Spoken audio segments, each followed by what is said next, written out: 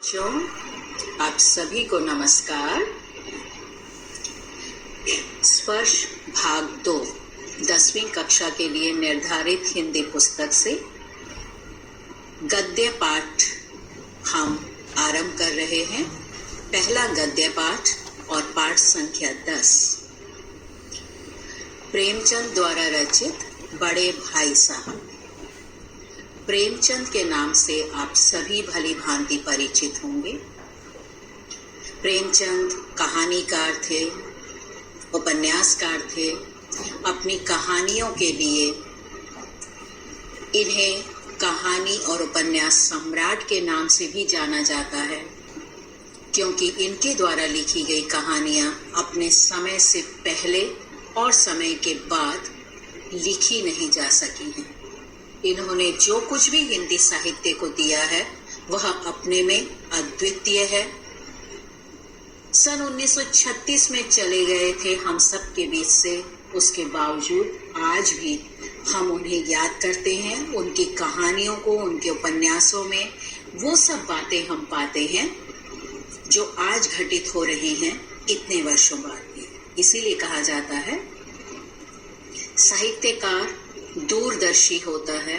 दूरदर्शिता के साथ वो बरसों आगे क्या होने वाला है, क्या हुआ है, क्या हुआ था, के आधार पर सोचने लगता है, विचारने लगता है और उन्हीं को ही शब्द रूप में व्यक्त करता है।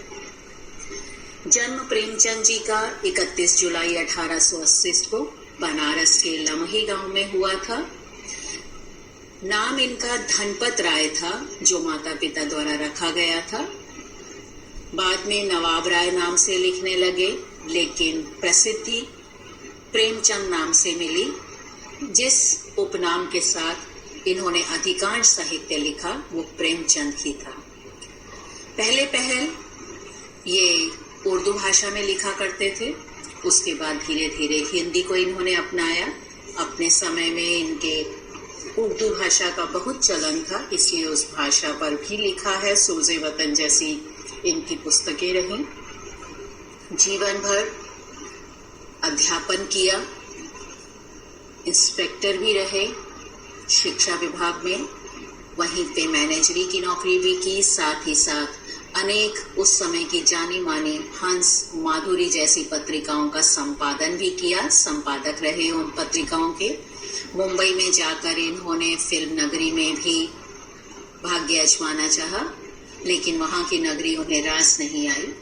इनकी लिखी कहानियों पर आधारित गोदान और शतरंज के खिलाड़ी जैसी फिल्में भी फिल्माई गई हैं। अपने समय के, जैसा कहा कि अपने में अद्वितीय विशेष प्रेमचंद को अपनी अच्छाइयों और कथा उपन्यासों में मिलने वाली विशेषताओं के कारण ही कथा सम्राट, उपन्यास सम्राट के नाम से भी विराजा गया था। 8 अक्टूबर 1936 को इनका अंत हो गया था और इनके द्वारा लिखी गई जो कहानियां हैं, 300 से भी अधिक कहानियां मानसरोवर नामक शीर्षक से प्रकाशित हुई हैं। मानसरोवर नाम के 8 खंड हैं, जिनमें इनकी 300 कहानियों को अलग अलग बांटकर रखा गया है। अनेक उपन्यास इन्होंने लिखे, जिसमें से प्रमुख हैं गोदान, गबन, प्रेमाश्रम, सेवा सदन, निर्मला, कर्मभूमि आदि आदि। अंतिम उपन्यास जो इनका मंगल सूत्र है, इसे इनके पुत्र अमृत राय द्वारा पूरा किया गया था, लिखा गया था। पाठ का सार यदि हम बोलें तो यही, जैसा नाम ही बता रहा है, बड़े भाई साहब। बड़े भाई साहब और छोटे भाई साहब के बीच में क्या और कैसा संबंध होता है, इसे हम इस रूप में जान सकते हैं कि जो भी घर में बड़ा होता है, चाहे वो 1 वर्ष, 2 वर्ष, 4 वर्ष बड़ा हो, वो जिंदगी भर बड़ा ही कहलाता है। और ऐसा बड़ा कहलाने के लिए, बने रहने के लिए उसे कितनी कुर्बानियां करनी पड़ती हैं कि अपने छोटे भाई या बहन के लिए वो आदर्श बना रह सके। वही बात ये कहानी हमें बताती है कि एक छोटा भाई, जो स्वयं ने लेखक ने अपने को माना, एक बड़े भाई साहब हैं जो हैं तो छोटे ही, यानी उम्र में छोटे हैं, लेकिन उनसे भी छोटा एक भाई होने के कारण वो बड़े भाई साहब कहलाते हैं। बहुत अधिक अंतर न होने पर भी उनसे अपेक्षाएं, इच्छाएं रहती हैं कि छोटे भाई के प्रति सारे दायित्वों का निर्वाह होना चाहिए। बड़ा होने के नाते उनके भी मन में अभिलाषाएं, इच्छाएं हैं, लेकिन वो केवल इसीलिए उन्हें नहीं करते कि कहीं छोटा भाई केवल उन्हीं आदतों को न अपनाने लगे जो उसे गुमराह करें। इसलिए बहुत सा अपना बचपना खो देते हैं बड़े भाई साहब छोटी अवस्था में ही। तो कहानी को यदि आगे बढ़ाया जाए तो मुख्य मुख्य बातों को आपको बताया जाएगा, क्योंकि पाठ विस्तार की दृष्टि से बहुत बड़ा है। बड़े भाई साहब छोटे भाई से मात्र 5 वर्ष बड़े थे, लेकिन कक्षा में 3 कक्षाएं ही आगे थे, यानी 2 बार उन्हें एक ही कक्षा में रहना पड़ा था, क्योंकि उनका ये मानना था कि किसी भी काम को, चाहे वो शिक्षा ही क्यों ना हो, उसे बहुत गहराई से समझना और जानना चाहिए। उसमें कोई जल्दबाजी नहीं दिखानी चाहिए, क्योंकि जितनी हमारी बुनियाद मजबूत होती है उतना ही उस पर इमारत टिकी रह सकती है। कहने का अर्थ यही, बुनियाद मजबूत डालना चाहते थे ताकि आलीशान महल उस पर खड़ा हो सके, जिसका आशय यही निकलता है कि जितनी छोटी कक्षा होती है उसे जितनी गहराई से और पूरी तरह से समझकर हम पढ़ते हैं और उस पर काम करते हैं, उतना ही अगली कक्षा में जाने पर हमें आसानी होती है। यदि ये सोचा जाए कि अभी नहीं, जब बड़ी क्लास में जाएंगे तब पढ़ लिया जाएगा, तो आप देखते हैं कि अगली कक्षा में जाते जाते विस्तार होता चला जाता है विषय का, और अगर हमें पूर्व ज्ञान नहीं होता है तो आने वाले ज्ञान को लेना बहुत आसान नहीं हो पाता, परेशानी होती है। पहले आप अक्षर सीखते हैं, फिर शब्द बनाते हैं, फिर वाक्य बनाते हैं। यदि आप पहले ही सोचें कि हम वाक्य बनाकर ही अनुच्छेद बना लेंगे तो ऐसा संभव नहीं है। इसलिए एक के बाद दूसरा कदम, दूसरे के बाद तीसरा रखना चाहिए, ये मानना था बड़े भाई साहब का। इसलिए वो बहुत बारीकी के साथ पढ़ते थे, लिखते थे, उसे समझना चाहते थे, गहराई तक उसे टटोलना चाहते थे कि क्या है उसके अंदर ऐसा भाव या अर्थ जो मुझे आगे आने वाली क्लास में, कक्षा में मदद करेगा। छोटा भाई 9 साल का और बड़े भाई 14 साल के, 5 साल का दोनों के बीच में अंतर था। लेकिन बड़े थे इसलिए उन्हें लगता था कि पूरे डांटने का और उन पर निगरानी रखने का अधिकार उनको है, और वाकई जो बड़ा होता है वो तो जिंदगी भर बड़ा ही होता है, तो छोटों पर उसका डांटने का, प्यार करने का, समझाने का अधिकार उनसे कोई छीन नहीं सकता है। स्वभाव से बहुत ही अध्ययनशील थे, पढ़ते रहते थे, किताबों में डूबे रहते थे, और यदि हरदम हम पढ़ते हैं तो जरूरी नहीं है कि केवल काम की ही बात पढ़ रहे हैं। कभी कभी वो उसमें जिज्ञासावश कुछ भी ऐसे शब्द लिख लेते थे जिसे कोई और अगर देखना चाहे तो शायद उसका अर्थ भी नहीं समझ पाएगा कि वो क्या कहना चाह रहे हैं। कहीं चित्र बना देते थे, कहीं बेमेल से शब्द लिख देते थे, और ऐसे करते करते वो 9वीं जमात में पहुंच चुके थे, यानी 9वीं कक्षा में, और लेखक थे 5वीं कक्षा में। उनकी रचनाओं को समझना ऐसा लगता था कि छोटा मुंह बड़ी बात होगी। कहने का अर्थ कि हो सकता है उसमें बहुत गहरा अर्थ हो, लेकिन मैं उसे समझ नहीं पा रहा हूँ, इसलिए मैं कह नहीं सकता कि जो शब्द वो लिख रहे हैं उसके पीछे क्या अर्थ छिपा है, ये तो भाई साहब ही जान सकते थे। इसके लिए लगातार क्या होता था कि छोटे भाई को वो हिदायतें दिया करते थे, बताया करते थे कि पढ़ना जरूरी है, अधिक से अधिक समय पढ़ाई में लगाया करो, क्योंकि छोटे भाई का मन ज्यादातर खेल कूद में लगता था। मैदान को देखकर ही उसके मन में खेलने की इच्छा और बलवती होने लगती थी। कभी वो तितलियां उड़ाना चाहता था, कभी साथियों के साथ मिलना चाहता था, कभी उनके साथ खेलना चाहता था। घर के अंदर किताबों के बीच में हरदम रहना उसे बिल्कुल पसंद नहीं था, जैसा बड़े भाई साहब अक्सर रहा करते थे।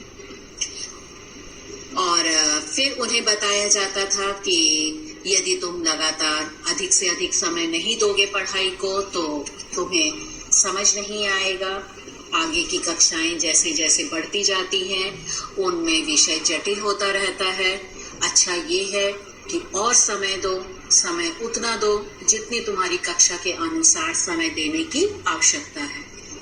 ऐसा ना हो कि तुम एकदम बुद्धू करार कहलाए जाओ, सबके बीच में तुम्हारी हंसी उड़े।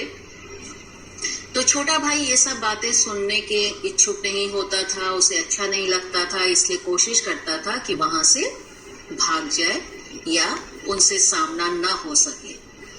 जब भी वो देखते थे तो वो किताबें लेके बैठ जाता था। जैसे ही नजर बचती थी एकदम कमरे से बाहर निकल जाता था। तो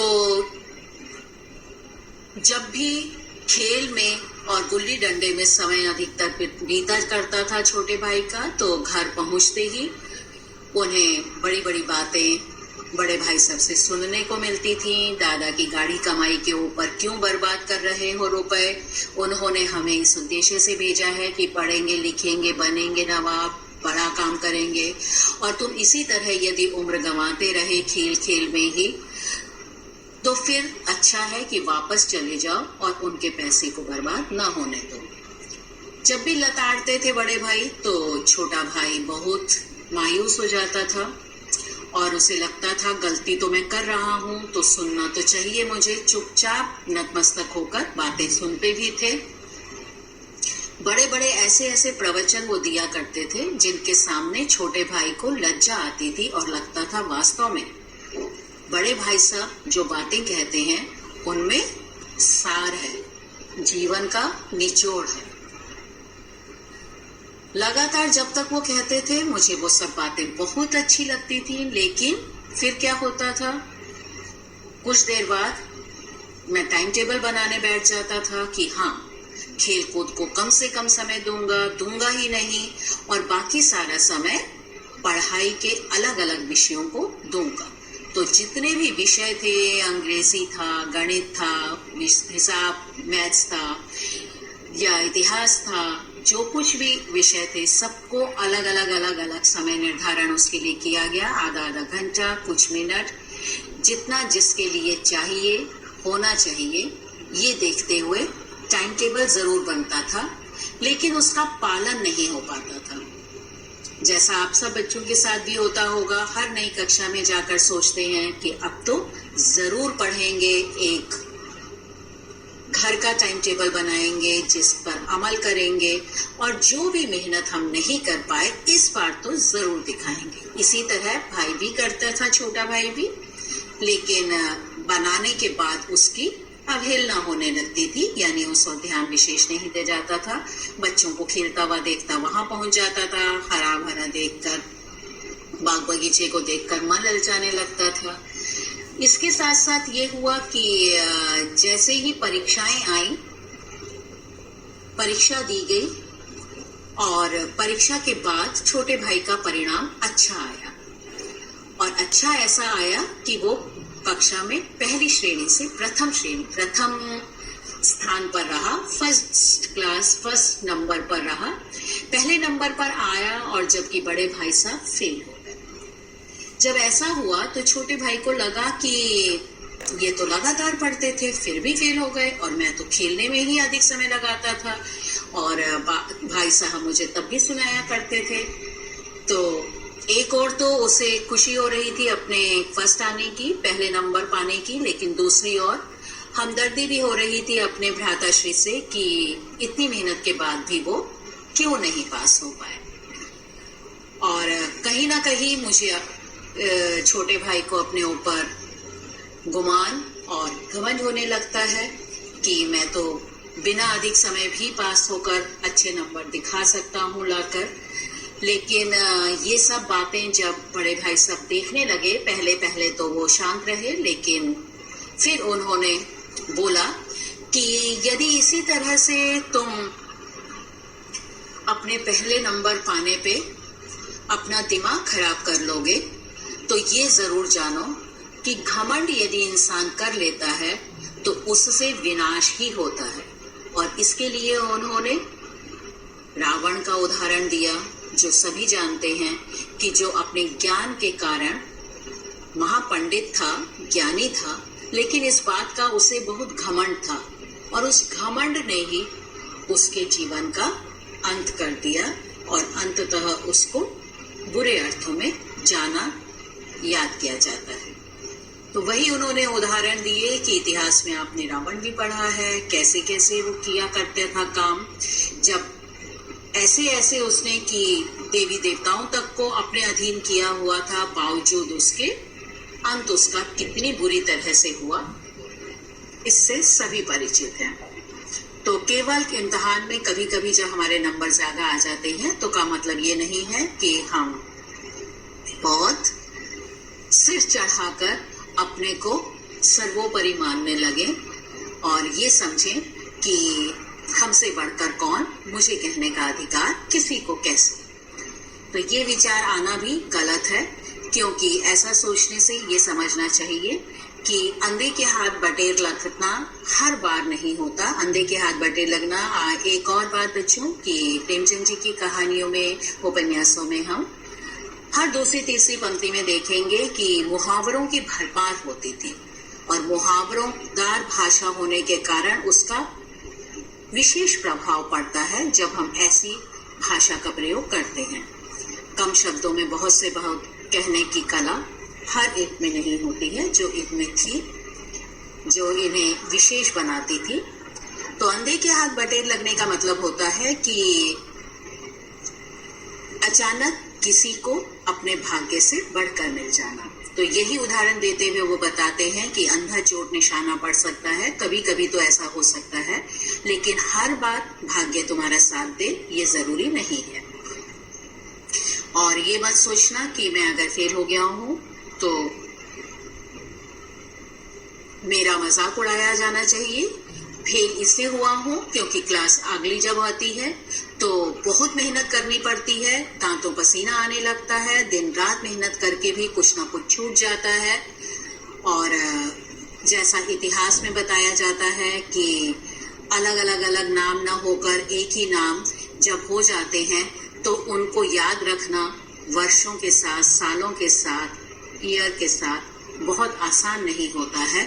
दोयम चोयम चारों और नाम एक ही, और कब किसने कौन सा युद्ध लड़ा, कब किसने कितनी देर तक राज किया, ये सब बातें जो इतिहास में बताई जाती हैं वो जटिल बनती चली जाती हैं जैसे जैसे कक्षा आगे जाती है। इसी तरह गणित का भी हिसाब बताया कि कितना कुछ उसमें नए नए तरह के ज्योमेट्री, अलजेब्रा क्या क्या होता है, उसमें जब आगे आगे परीक्षा देनी पड़ती है तो कितनी दिक्कत आती है।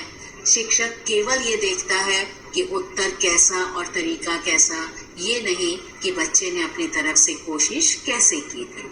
उसके आधार पर अंक मिल रहे होते हैं। अंक पाना अलग बात है और ज्ञान ग्रहण करना अलग बात है। पहले समय में विषय एक दिया जाता था, उस पर कहा जाता था संक्षेप में निबंध, लेकिन वो भी होता था 4-5 पेज का। तो ये कैसा संक्षेप है जो 4-5 पेज में आता है। पहले के समय में जो भी पढ़ाई होती थी बहुत विस्तार से होती थी, जो अब दिनों दिन कम कम कम होती चली जा रही है। इसलिए पहले के कम पढ़े लिखे लोग भी यदि ग्रेजुएट भर भी हैं तो वो अच्छे ज्ञानी ध्यानी होते थे, जबकि आज अगर रिसर्च स्कॉलर भी है जरूरी नहीं है कि वो उन 8वीं पास लोगों का मुकाबला कर सके। तो आगे चलते चलते कक्षाएं और जितनी पढ़ाई बढ़ती है, कई तरह के पापड़ बेलने पड़ते हैं, यानी बहुत तरह के पक्षों को हमें समझना और जानना पड़ता है। और बहुत ज्यादा बोलना चाहते थे बड़े भाई साहब, लेकिन स्कूल का समय हो रहा था इसलिए उतना ही बोला उन्होंने और छोड़ दिया। स्कूल के लिए दोनों जाते हैं फिर जब दोबारा वर्ष आता है, अगली कक्षा में भी यही होता है कि संयोगवश छोटा भाई के अच्छे नंबर आ जाते हैं और बड़े भाई फिर रह जाते हैं, नहीं पास हो पाते। ऐसा होने पर छोटे भाई को पहले तो हर्ष होता है, लेकिन अचानक उसे लगता है कि नहीं, ये तो बहुत ही बुरा हुआ। जैसे कहा जाता है कि अपना साथी या अपना सहयोगी यदि बहुत अच्छे अंक लाता है तो बुरा लगता है, लेकिन अगर फेल हो जाता है तो भी अच्छा नहीं लगता। तो यही हुआ, उनका चेहरा एकदम फीका हो गया था। ये देखकर बहुत दया सी आने लगी थी छोटे भाई को, और उन्हें लगने लगा था कि भाई जानते तो बहुत कुछ है, लेकिन ऐसा क्या होता है कि वो अंक लाने की कला नहीं जान पाए हैं, और इस बात को लेकर उसे उनके प्रति बुरा भी लगता है। और ऐसा करते करते फिर उन्हें लगता है कि अब तो भाई साहब मुझे कभी डांटेंगे ही नहीं, क्योंकि लगातार 2 बार ऐसे हो गया, मैं अव्वल आता गया और ये पीछे होते गए। लेकिन इस बात का और ज्यादा छोटा भाई लाभ उठाने लगता है, तो बड़े भाई से देखा नहीं जाता और उन्हें लगता है कि नहीं, मुझे इसे फिर से समझाना चाहिए। अब पतंगबाजी का जो शौक छोटे भाई को पैदा हुआ होता है, उसको वो छुड़वाना चाहते हैं। एक बार अचानक देखते हैं कि एक कनकौवा बोला जाता है पतंग को ही, कि पतंगबाजी में वो लगे हुए हैं। तो बड़े भाई कद में लंबे थे, बड़े भी थे, उम्र में भी और कद में भी। तो उस कद के अनुसार जब शाम को एक बार निकले हुए होते हैं पतंगबाजी लूटने के लिए, छोटा भाई भाग रहा होता है, तो अचानक बड़ा भाई भी वहां पहुंच जाता है और आराम से उस पतंग को उठाकर भागने लगता है हॉस्टल की ओर। तब ये बात आती है कि जो मंद गति से झूमता पतंग की ओर चला आ रहा था, मानो कोई आत्मा से स्वर्ग विरक्त मन से नए संस्कार ग्रहण करने जा रही हो। बालकों की पूरी सेना भाग रही होती है पतंग के पीछे, जो कट जाती है उसे लेने के लिए। जो जितना ऊंचाई में होता है वो उस पतंग का हकदार बन जाता है। भाई पतंग लेकर भाग रहे होते हैं और ये बता रहे होते हैं कि जरूरी नहीं है कि जो हर वक्त आदर्शवादी रूप लेकर तुम्हारे सामने पेश आ रहा है, उसके मन में कोई भी उद्दंडता या उच्छृंखलता वाला भाव नहीं है, लेकिन संयम उसने बरता होता है अपनी भावनाओं पर। इसलिए चुपचाप वो काम कर रहा होता है जो उसके छोटे भाई के लिए आदर्श बन सके और उसे गुमराह गलत राह पर जाने से रोक सके। मात्र इसीलिए शायद वो इस तरह की हरकतें लगातार करते थे। और बोला यही कि तुम इतनी छोटी जमात में नहीं हो, तुम्हें ऐसा नहीं करना चाहिए। और फिर उदाहरण दिए कि कैसा होता है, पहले पास करते थे लोग, 8वीं भर पास करके भी बड़े बड़े मजिस्ट्रेट बन जाते थे, सुप्रिटेंडेंट बन जाते थे। आज तो इतनी इतनी डिग्रियां लेकर भी लोगों को पता नहीं होता है कि वास्तव में विषय में और उसके अंदर सूक्ष्म ज्ञान उसका क्या है। और ये उन्हें लगता है कि छोटे भाई को ऐसे आवारा बच्चों के साथ नहीं घूमना बढ़ना चाहिए, इसलिए बार बार उन्हें बताना चाहते हैं कि अम्मा दादा जो अनुभव रखते हैं, भले ही हमसे ज्यादा पढ़े लिखे नहीं हैं, लेकिन उनका जो अनुभव है वो हमसे उन्हें कहीं बड़ा बना देता है। और बड़ा इसीलिए बना देता है क्योंकि उन्होंने इतना जीवन जिया है। इसलिए इस बात को कभी ना भूलना कि जो बड़ा होता है उसका अनुभव किताबी ज्ञान से कहीं ज्यादा होता है। और इसके लिए वो उदाहरण देते हैं अपने दादा दादी माता पिता का कि अगर हमें कुछ हो जाए तो शायद हमारे हाथ पैर फूल जाएंगे, लेकिन अगर वो हमारे पास होते तो तुरंत घरेलू उपचार करके हमें उस छुटपुट बीमारी से उबार सकते हैं, निकाल सकते थे। ठीक इसी तरह हेडमास्टर जी की माँ का उदाहरण देते हैं कि ज्यादा पढ़ी लिखी नहीं है, लेकिन देखो हेडमास्टर साहब की इतनी तनख्वाह में भी वो पूरा महीना ठीक से नहीं चला पाते, जबकि माँ के आने पर सब कुछ संभल जाता है। और ऐसा करते करते वो पतंग को जब लेकर बढ़ रहे होते हैं तो यही बोलते हैं, यूं ना मानोगे अगर तुम मेरी बातों को बार बार नहीं सुनोगे। मेरा तो काम है तुम्हें उपदेश देना, समझाना और सही रास्ते पे लाना। मैं तुम्हें गुमराह होता कभी नहीं देख सकता हूँ। इसलिए भाईजान, ये गुरूर दिल से निकाल देना कि तुम मेरे कक्षा के समीप आ रहे हो तो अब तुम कुछ भी करने के लिए आजाद हो। ऐसा कभी नहीं होगा, क्योंकि मैं कभी नहीं चाहूंगा कि तुम बेराह यानी गलत रास्ते पर चलो। और यदि तुमने नहीं माना तो मैं तुम्हें थप्पड़ भी मार सकता हूँ। और ऐसा कहकर इसका प्रयोग भी कर सकता हूँ। जानता हूँ तुम्हें मेरी बात जहर लग रही होगी, लेकिन जब बड़े भाई साहब ऐसा बोलते हैं अंत में, तो छोटे भाई एकदम झुक जाता है, सिर झुकाकर उनके सामने खड़े होते हैं और उन्हें लगने लगता है उसे कि वास्तव में बड़े भाई जब भी कुछ भी कहते हैं तो मुझे लगने लगता है कि वास्तव में मैं इतना छोटा हूँ जो उनकी वाक पटुता के आगे निरुत्तर हो जाता हूँ। जितना अच्छी तरीके से वो समझाते हैं वो वास्तव में अपने में बहुत बड़ी बात होती है। तो इसी के साथ भाई साहब उन्हें गले लगाते हैं और यही बताते हैं कि मैं तुम्हें कभी कभी खेलना कूदना बुरा नहीं है, लेकिन मुझे ये डर रहता है कि कहीं गलत संगत में ना पड़ जाओ, तब मैं तुम्हें कैसे बचाऊंगा।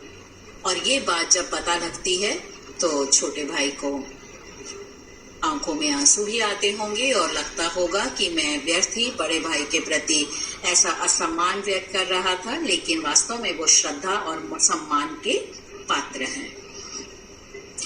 और इसी के साथ आप प्रश्न देख सकते हैं कि कथानायक की रुचि रहती थी खेलने कूदने मैदान में। विशेषकर बड़े भाई साहब छोटे भाई को हर समय पहला सवाल यही पूछते थे कि कहाँ थे, और उसका उत्तर कभी भी छोटा भाई नहीं दे पाता।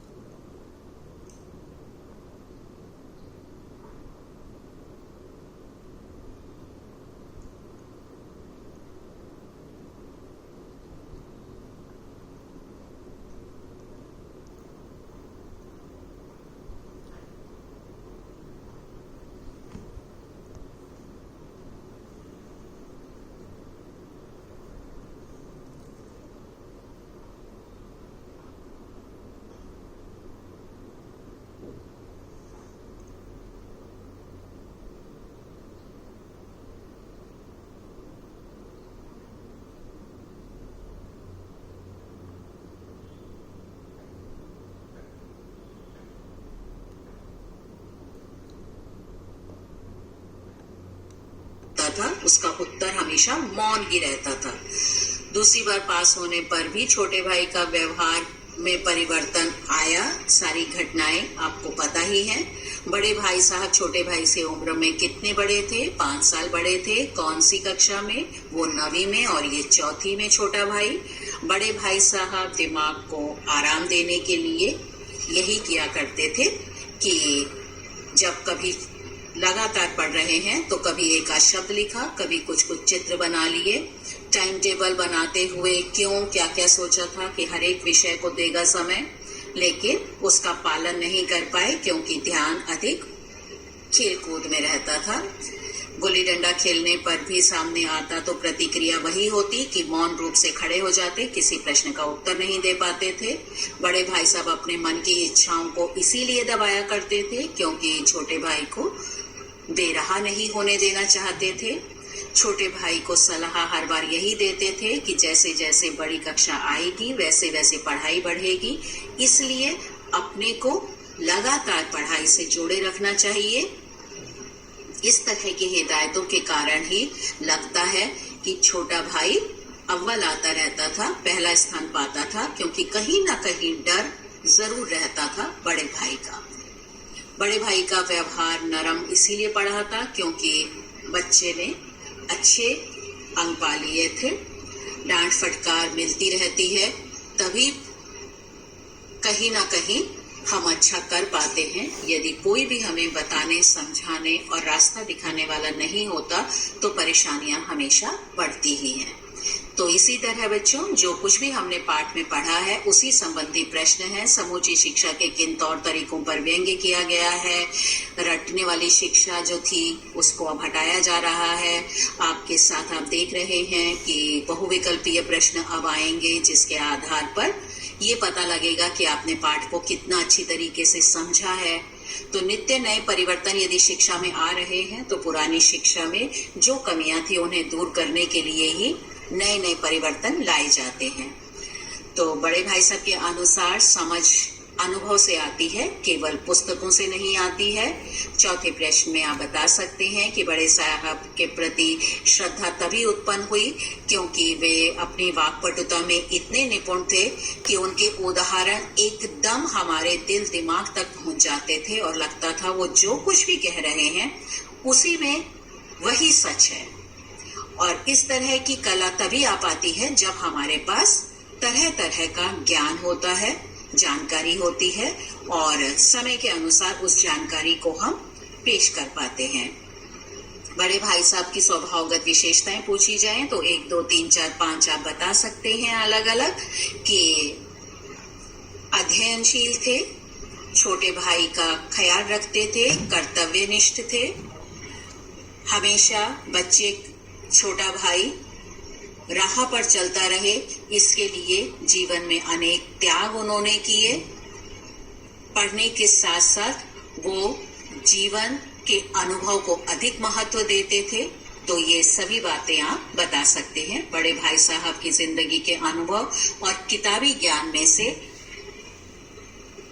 बड़े भाई साहब का मानना था कि अनुभव किताबी ज्ञान से अधिक महत्वपूर्ण होता है और उसके लिए उन्होंने अपने दादा दादी, माता पिता और हेडमास्टर साहब की माता जी का उदाहरण दिया। वो आप पाठ के आधार पर लिख सकते हैं।